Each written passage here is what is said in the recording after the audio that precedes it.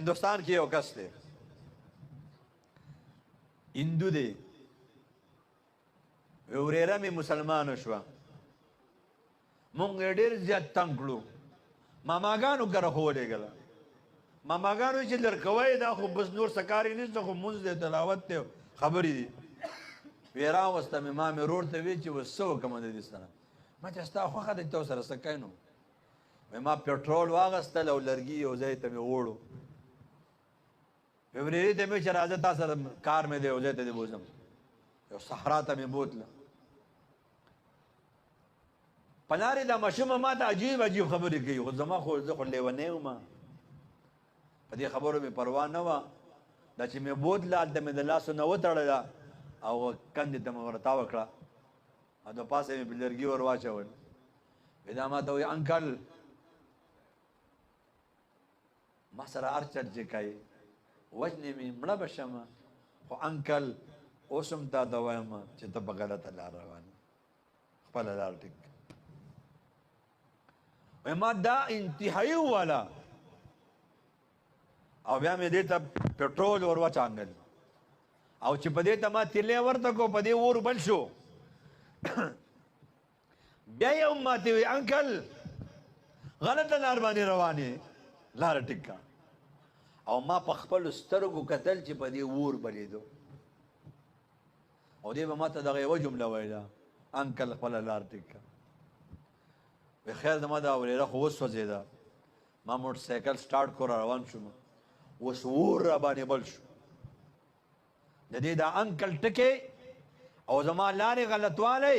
دا ما ته هر ټیم الارم را کوي نو ما موټر سایکل په یو ځای کې ودرو یو ګاډي ته وختمه مثلا د دې ځای نه تلمه اسلام آباد ته اوس په ګاډي کې یو کیسټ چالو دی شیخ ادریس صاحب به مونږ والو پیر حزب الله جان صاحب به والو بل ملا غټ ملا دی چې د هغه تقریر چالو دی هندوستان کې داسې مشهور ملا و د هغه تقریر چالو زما چې کوم ځای ته تګ و هلته کیسټ ختم نه شو نو زه په هغه ګاډي کې کېناستم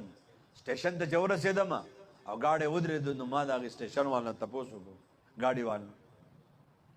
چې دا سړی څوک دی وایي چې دا په دې کلي کې یو ملا دی دلته مدرسه ده زه هلته لاړم چې لاړم هغه سړی نشته چکر باندې پروګرام باندې تللی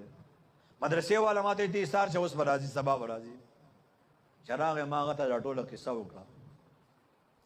د الله د جانب نه یو عجیب اتفاق و چې زما د ورېرې هم په دې مدرسه کې چېرته سبق ویلی و دا د کومې مسلمانې سره چې په کلاس کې ده نو یې ده ما ته د اسلام دعوت راکړو زه مسلمان شوم مسلمانی په څه نصیبه شوه په یوې غلطۍ نو زما وروڼو د چا دپاره د چا اکسیډنټ د زړه د بدلېدو ذریعه وګرځي د چا دپاره د چا د پلار او د مور مرګ د دوست مرګ بیماری او شلوالی ګډوالی دا د ژوند د بدلېدو ذریعه وګرځېږي نو هر جلسې له هر پروګرام له چې دی په دې نیت ځای چې الله زما د زړه کاسه بدله کړي او ما ته نیغه لاره وښیي